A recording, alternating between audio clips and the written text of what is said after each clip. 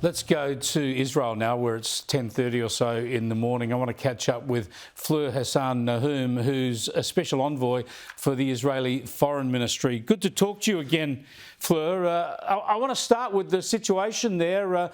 Overnight, from what I've seen from reports, not a lot of alerts in Israel. There was some in the north of Israel. Has there been any missile damage to your country overnight? So that's right, there were alerts in the north and central part of Israel. About 10 to 15 missiles are believed to have been sent, and no damage that we know of at the moment. We've had some rough nights. And I don't know whether it's just my feeling or wishful thinking, but it seems to be getting, their ability seems to be getting weaker. So we've heard intelligence reports that essentially they're moving to a more terrorist type way of throwing rockets, because we've managed to destroy all their launches. But this is still ongoing. Yesterday morning, we had some alerts. They threw another 15. So during the day yesterday, they did throw about 40 missiles to Israel. But ironically, it seemed to be a light day compared to the day before. Yeah, thank goodness for that. Although your bombing raids in Iran, close to Tehran and around the country, have been carrying on apace from all reports, targeting missile launching facilities, missile manufacturing facilities, obviously the nuclear facilities. At the outset, Benjamin Netanyahu talked about this war or this attack lasting at least 2 weeks. Do you have any idea how far into this process you are, how much damage you've wreaked, and whether the task is close to completion?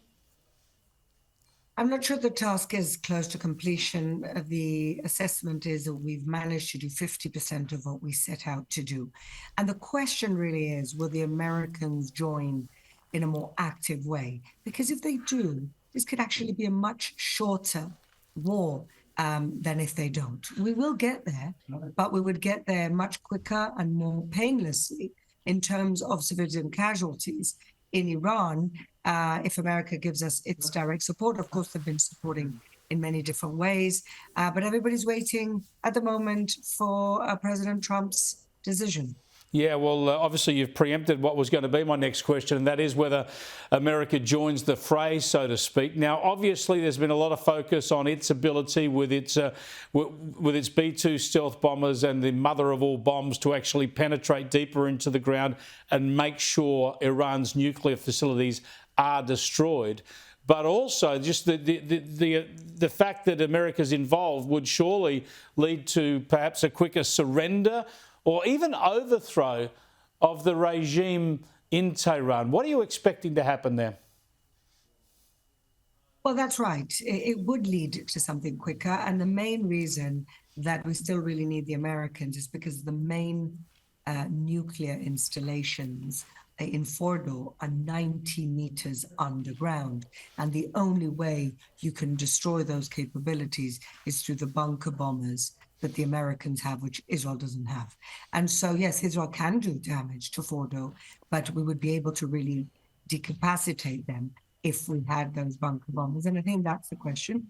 And let's remember, we're talking about a regime that has killed over 600 Americans. We are killing the people in the IRGC who are directly responsible for the killing of American servicemen and women, as well as many other servicemen and women from around the world. And so this is what we're waiting for. We pray that they will join in a more active way. And also the truth is, we pray for the Iranian people who have been under the yoke of a repressive Islamist regime for 46 years, a regime that kills their women, imprisons anybody who says anything against them. There's thousands and thousands of prisoners right now, people, innocent people who spoke out. They've killed so many different activists, especially women.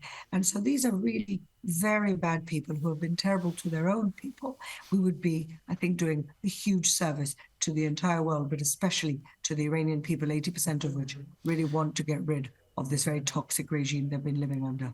Well, this is a key point. As you say, with military capabilities knocked out and still being knocked out, if Iran turns to terrorism, where it's been the past master of exporting terrorism around the world, especially against Israel, it just shows that the regime is the problem. Sure, you want to get rid of the nuclear threat and the missile threat, but as long as this regime exports terrorism, it remains a problem. Now, the exiled crown prince of Iran has called on Iranians to rise up. He says he has a 100-day plan to install democracy there and to effectively transfer to a transition to a democratic situation. How much work has Israel done on either trying to instigate that or support that?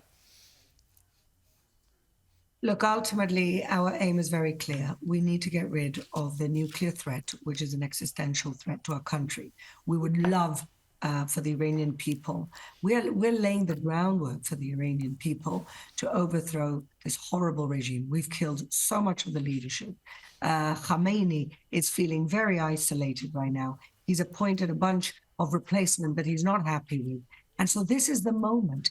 But we are not there for any type of adventurism. We are there to eliminate the threat against us, and we will lay the ground and help the Iranian people, but it's ultimately them who have to decide what government they want and what leaders they want. It's not up to us. We can only lay the groundwork for them to be able to do that.